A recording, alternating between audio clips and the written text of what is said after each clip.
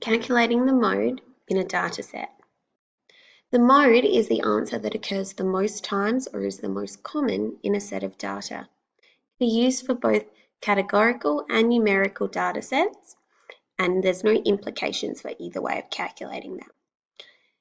The mode helps us to identify trends or popular parts of data, and this is really useful when we're either analysing or drawing conclusions, and we can have a look at where people's interests are or what is most popular.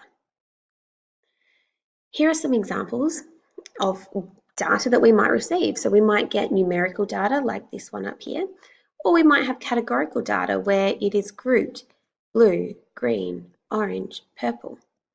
When we're looking at numerical data, we have a look at the numbers that are present. You don't have to order the data, but it is the easiest way to work it out. When we then look at the numbers, we identify which number appears the most times. We've got 2 7s, 4 8s, 1 9, 2 10s, 1 11, 12 and 13. So based on this, our mode is size 8 shoes because most people in the class have size 8. Down the bottom, we have a separate set of data, and that is people's favourite colours.